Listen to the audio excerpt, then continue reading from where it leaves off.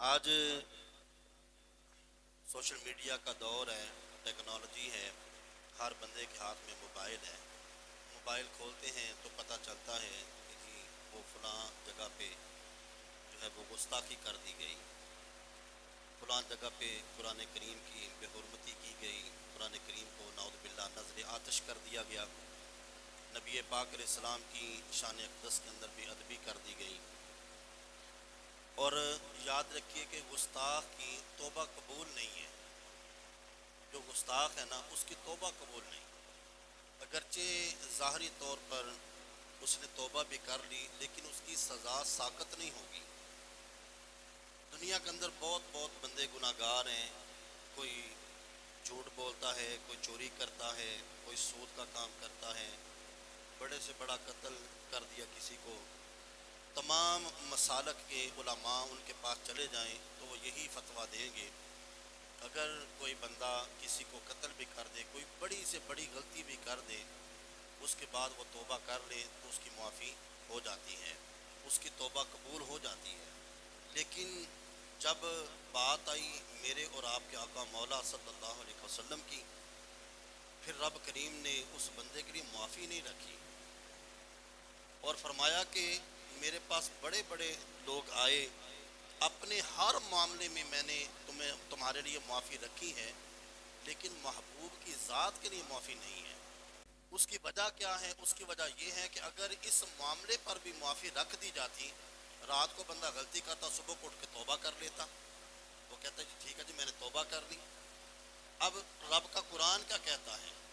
अल्लाह फरमाता है या अय्युहल्लज़ीना आमनू ला तरफ़ऊ अस्वातकुम फ़ौक़ सौतिन नबी, ऐ ईमान वालों अपनी आवाज़ें नबी की आवाज़ के बराबर नहीं करनी है।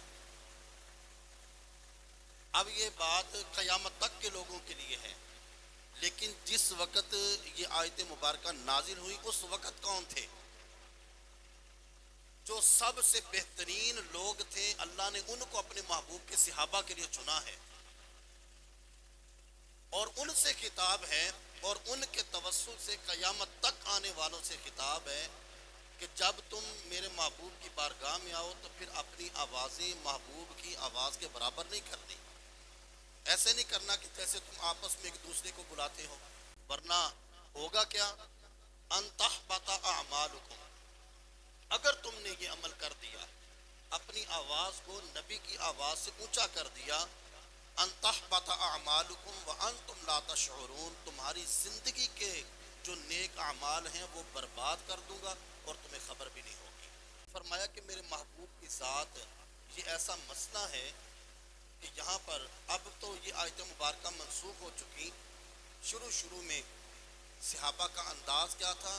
रब करीम ने फरमाया अगर तुमने मेरे महबूब की बारगाह में आके कोई सवाल करना है, कोई बात करनी है, तो अपने घर जाओ, घर जाके पैसे लो, फिर बाजार जाके सदके की कोई चीज़ खरीदो, फिर सदका लेकर कोई फ़कीर ढूंढो, फिर उस फ़कीर को ढूंढ कर वो सदका दो, फिर मेरे महबूब की बारगाह में आके एक मसला पूछो।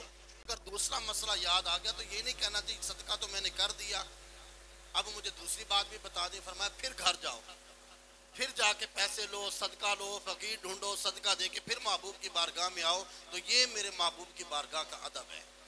अब 10वां सिपारा है, अल्लाह करीम इरशाद फरमाता इस्तगफिर लहुम औ ला तस्तगफिर लहुम, महबूब अगर बंदा गलती करने के बाद तौबा की तरफ आ जाए या आप इसके लिए कह दें कि या अल्लाह इसे माफ़ कर दें, तो आप 70 मरतबा भी इसके लिए दुआ करेंगे, अल्लाह फिर भी इसको माफ़ नहीं करेगा। और फिर इसके बाद फरमाया कि और हम अगर समझें कि लो जी हम अगर दीन का काम नहीं करेंगे तो दीन का काम करने वाला कोई नहीं है।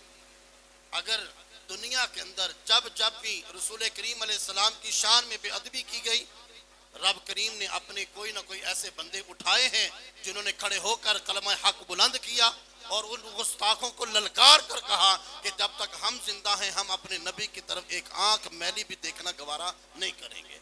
और अगर हम कहें कि हम नहीं करेंगे तो फिर ये काम हिंदुस्तान के उन लोगों से पूछें कि जिन्होंने बरसती बारिश के अंदर रसूल करीम अलैहिस्सलाम की इज्जत पर पहरा दिया और फिर पूरा हिंदुस्तान निकला, दुनिया ने देखा, एंकर ने आके एक से कहा कि जनाब आप ये एहतजाज कर रहे हैं, बाजार बंद हो जाएंगे, सड़कें बंद हो जाएंगी, तो उस जवान ने जो जवाब दिया, कहने लगा सारी दुनिया की सड़कें नबी की इज्जत पर कुर्बान है।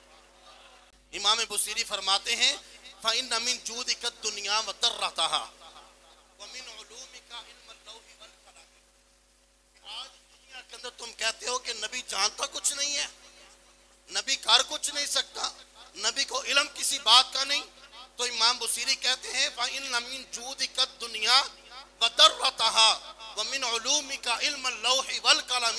आका दी या रसूल अल्लाह, ये लोग कहते हैं कि आपको इल्म नहीं है, वो इल्म ही नहीं है जो आपके इल्म में नहीं है।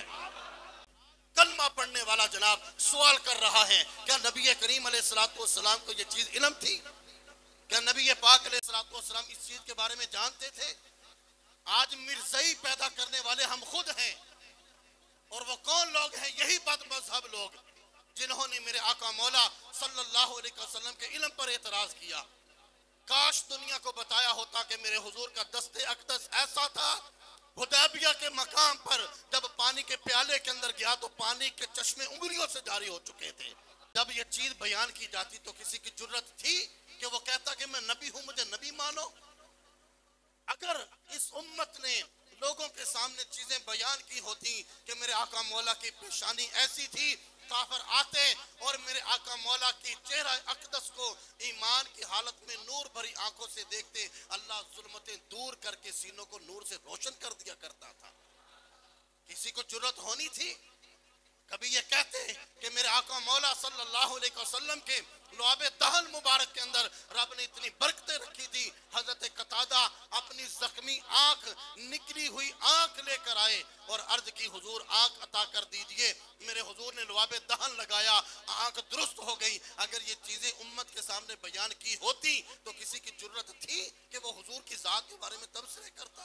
कादियानी ने ऐसे नहीं दावा किया, उसने कहा अगर नबी तुम्हारे जैसा था फिर मुझे भी नबी मानो। और याद रखिए कायनात के अंदर आदम अलैहिस्सलाम से जनाब ईसा तक और फिर मेरे और आपके आका मौला सल्लल्लाहु अलैहि वसल्लम की ज़ात अक़दस तक जितने भी नबी आए हैं, अल्लाह ने सारे नबी बेऐब पैदा किए हैं।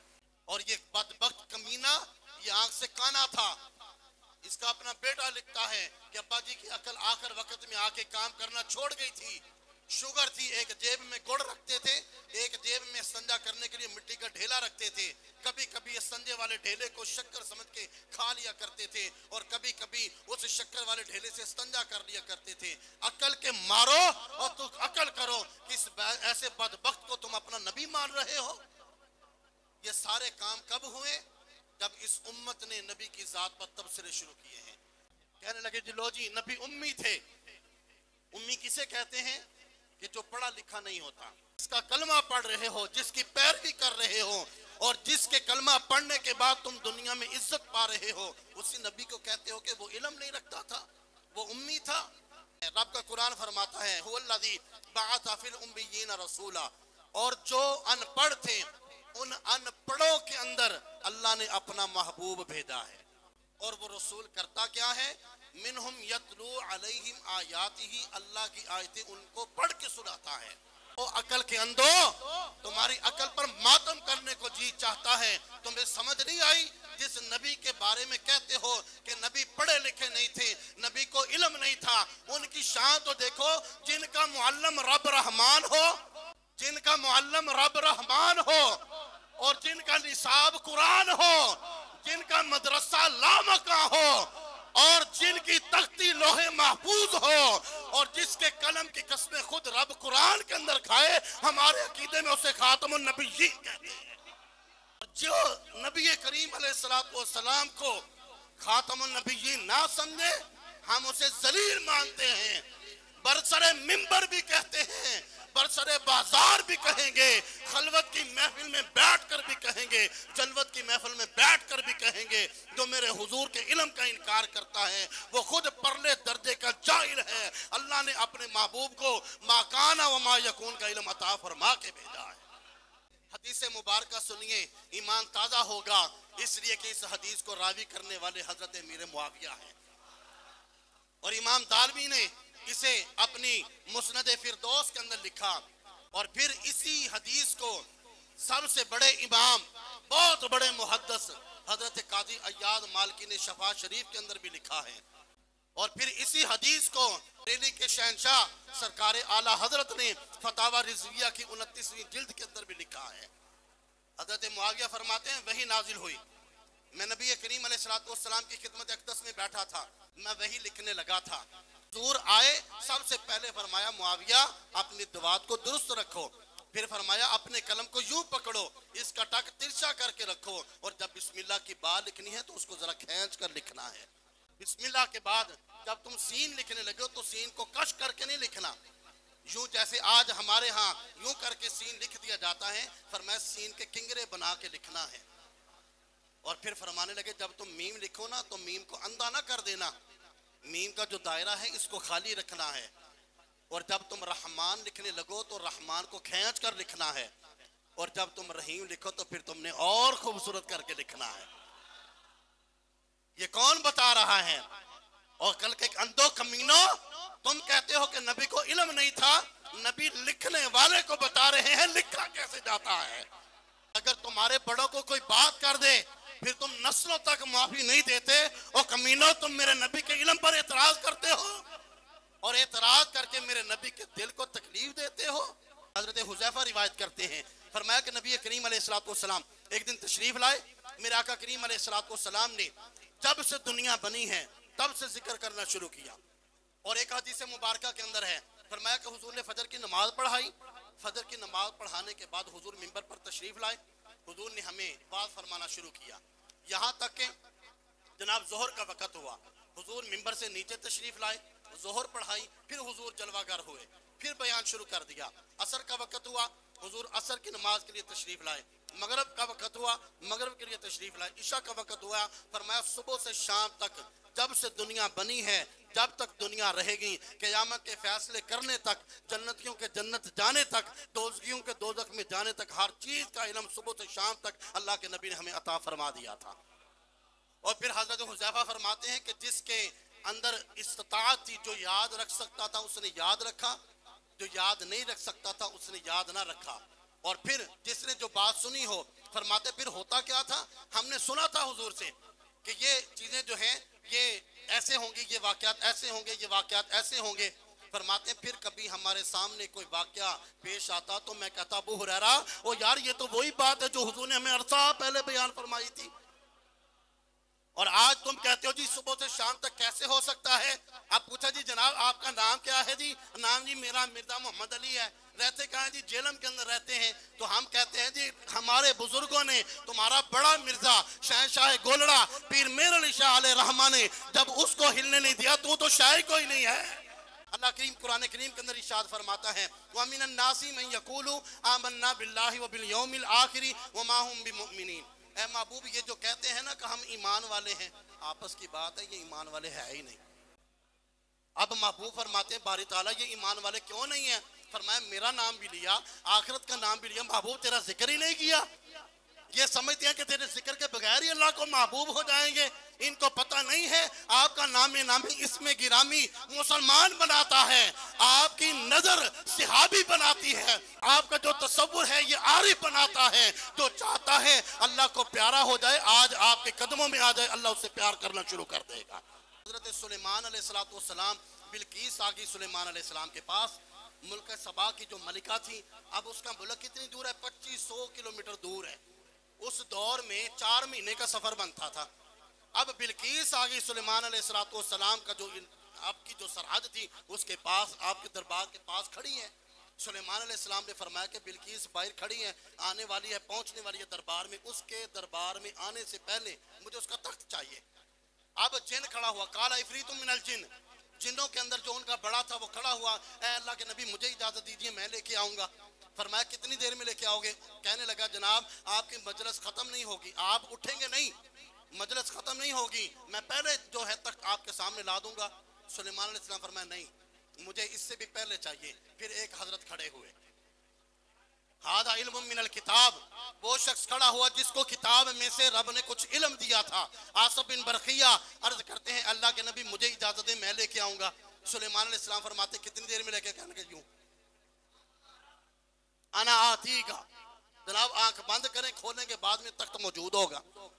फरमाया कि अगर सुलेमान अलैहिस्सलाम का उम्मती पलक झपकने से पहले 2500 किलोमीटर से दूर तख्त लाके अल्लाह के नबी सुलेमान की खिदमत में पेश कर सकता है, तो जिसकी उम्मत में से एक उम्मती का नाम सुलेमान है, उस नबी के इल्म का अंदाजा कौन लगा सकता है? अब यहाँ पर भी आंखें खुल गई मौलवी साहब की। ओहो हो जनाब, इतनी बड़ी बात कर दी जनाब, ये कैसे मुमकिन है? आपने कह दिया कि सुलेमान नबी पाक अलैहिस्सलाम के उम्मती हैं। सुलेमान अलैहिस्सलाम नबी के उम्मती कैसे हो सकते हैं? तो यहाँ पर भी कुरान सुनिए, अल्लाह फरमाता है वइज़ा ख़ज़ल्लाहु मीसाक़न नबिय्यीन, 2 जलसे किए गए। एक जलसा किया गया रब करीम ने अपनी वहदानियत को मनवाने के लिए, अलस्तु बिरब्बिकुम, सारी रूहें जमा थी, सबसे पूछा गया हाँ भी बताओ क्या मैं तुम्हारा रब नहीं हूँ? कहा बेशक बला तू हमारा रब है। फिर मैं चलो छुट्टी, जलसा खत्म। और फिर अल्लाह ने एक और जलसा करवाया। अब फरिश्तों से कहा जनाब मेजबान कौन है? फिर मैं मेजबान खालिक कायनात की जात है। सामीन कौन है? सामीन उसमें अंबिया हैं और रसूल हैं, नबियों और रसूलों को बुलाया गया है। जनाब मसनद सदारत पर कौन है? हुजूर खातमुन नबिय्यीन है। अल्लाह करीम ने वादा लिया नबियों से। अब जो कहते जी इल्म नहीं है, अब सुनो नबी उम्मती कैसे बने, नबी उम्मती ऐसे बने। रब करीम ने वादा लिया आदम अलैहिस्सलाम से, ऐ आदम आपका ज़माना होगा, उम्मत आपकी, शरीयत आपकी, निज़ाम आपका, सारा सिलसिला आपका, दुनिया में आपकी शरीयत चल रही है, कलमा आपका चल रहा है, ला इलाहा इल्लल्लाह, आदम सफीहुल्लाह। अब आदम अलैहिस्सलाम का ज़माना गुजरा, नूह अलैहिस्सलाम का ज़माना आया। नूह अलैहिस्सलाम से फरमाया नूह ज़माना आपका होगा, उम्मत आपकी होगी, शरीयत आपकी होगी, अब दुनिया कलमा पढ़ रही होगी, ला इलाहा इल्लल्लाह, नूह नजीउल्लाह। अब जनाब इब्राहीम उम्मत आपकी होगी, शरीयत आपकी होगी, सिलसिला आपका होगा, कलमा आपका। जनाब इस्माइल उम्मत आपकी, कलमा आपका, शरीयत आपकी। जनाब मूसा कलमा आपका, उम्मत आपकी, शरीयत आपकी, किताब आपकी। जनाब ईसा कलमा आपका, उम्मत आपकी, शरीयत आपकी, किताब आपकी। चल रही है, सारे कलमा पढ़ रहे हैं, ईसा रूहुल्लाह कह रहे हैं, मूसा कलीमुल्लाह कह रहे हैं। और मैं ऐन उस वक़्त जब आदम की शरीयत चल रही है, उस वक़्त मेरा महबूब आ गया। उम्मत है जनाबे नूह की, आ गया मेरा महबूब। उम्मत है जनाबे खलील की, आ गया मेरा महबूब। उम्मत है जनाबे इस्माइल की, आ गया मेरा महबूब। उम्मत है जनाबे मूसा की, आ गया मेरा महबूब। उम्मत है जनाबे ईसा की, आ गया मेरा महबूब। फरमाया फिर आदम सफीहुल्लाह नहीं चलेगा, नूह नजीउल्लाह नहीं चलेगा, इब्राहिम खलीलुल्लाह नहीं चलेगा, इस्माइल ज़बीहुल्लाह नहीं चलेगा, मूसा कलीमुल्लाह नहीं चलेगा, ईसा रूहुल्लाह नहीं चलेगा। चलेगा तो मोहम्मद रसूलुल्लाह चलेगा। और तुम समझते हो कि नबी जानते कुछ नहीं? अंबिया वो हैं जिनको उम्मतें मानती हैं, मेरा नबी वो है जिसको नबी मानते हैं। और आज तुम हुजूर के इल्म पर एतराज करने वालों, 1,24,000 कम पेश नबियों के पास आने वाला, मेरे हुजूर की बारगाह में कम पेश 24,000 मर्तबा हाजिरी देने वाला मकाम सिदरा पर खड़ा होकर कहता है हुजूर इससे आगे मैं नहीं जानता, लेकिन क्या है आप अकेले जाएंगे। हुजूर ने कहा जिब्रील मैं कैसे जाऊंगा? जिब्रील को पता था। पहुंच के सिदरा पे रूहुल अमी ये कहने लगे आगे का रास्ता हुजूर, इससे आगे का रास्ता हुजूर। और इसीलिए तो सुलाया है 7 पहलू में, इसीलिए तो सुलाया है 7 पहलू में। और सहाबा पर तबर्रे करने वालों, और याद रखो पीर नसीर ने कहा था कि तुम नाम आने से अबू बकर उमर का लब पर, और तो बिगड़ता है वो तो पहलू में सुलाए हुए हैं, तो कहता इल्म नहीं है। इसीलिए तो सुलाया है 7 पहलू में। क्लास में बड़े तालिब इल्म होते हैं, उस्ताद हर एक को बुला के अपने पास नहीं बिठाता। पीर के बड़े मुरीद होते हैं, पीर हर मुरीद को अपने पास नहीं बिठाता। पास किसको बिठाता है? जो राजदान होता है, जो मिजाज शनास होता है, जो देखता है कि नहीं मैंने अपने पीर की, अपने उस्ताद की बात को समझना है। और समझता कौन है? सहाबा फरमाते हैं मस्जिद नबवी है, नबी करीम अलैहिस्सलाम सहाबा को वाज फरमा रहे थे। बयान करते करते जगह सारी मुकम्मल थी, एक बंदे के भी बैठने की जगह नहीं थी। इतने में मौला अली और मुर्तजा तशरीफ लाए। अब जगह बैठने की थी नहीं, हजरत अली पीछे खड़े हो गए। नबी करीम अलैहिस्सलाम ने तमाम सहाबा की तरफ नजर दौड़ाई। साथ सिद्दीक अकबर थे। जब सिद्दीक अकबर ने मेरे आका करीम अलैहिस्सलाम को नजर दौड़ाते देखा, उठ के खड़े हुए, फरमाया अली आओ यहाँ पर बैठो। मेरे नबी पाक अलैहिस्सलाम ने फरमाया अबू बकर कदर वाला ही कदर वाले की कदर को जानने वाला है। और यहाँ पर फरमाते इसीलिए तो सुलाया है सात पहलू में। अगर इल्म ही नहीं है तो फिर नबी कर क्यों रहा है? इसीलिए तो सुलाया है सात पहलू में कि यारे गार का रुतबा हुजूर। और फिर अगली बात जो कहता है जी नबी जानते नहीं हैं। हमारा अकीदा क्या है? हम घर से चले हुजूर जानते हैं, हम किस नीयत लेकर आए हुजूर उस नीयत को भी जानते हैं, क्या इरादा लेकर आए हैं हुजूर उस इरादे को भी जानते हैं, किस नीयत के साथ यहाँ पर बैठे हैं हुजूर उस नीयत को भी जानते हैं, किस वक्त हम हाथ उठा के हुजूर की सिफात बयान करते हैं हुजूर ये भी जानते हैं। और चाहे तो मदीना पाक के अंदर करम नवाजी कर दें, चाहे तो इस मजमे में आकर अपनी जियारत करवा के सबको मुस्तफीद फरमा दें। और फरमाते हैं कि बरोज़े हश्र शफाअत करेंगे चुन चुन कर, बरोज़े हश्र शफाअत करेंगे चुन चुन कर कि हर गुलाम का चेहरा हुजूर जानते हैं।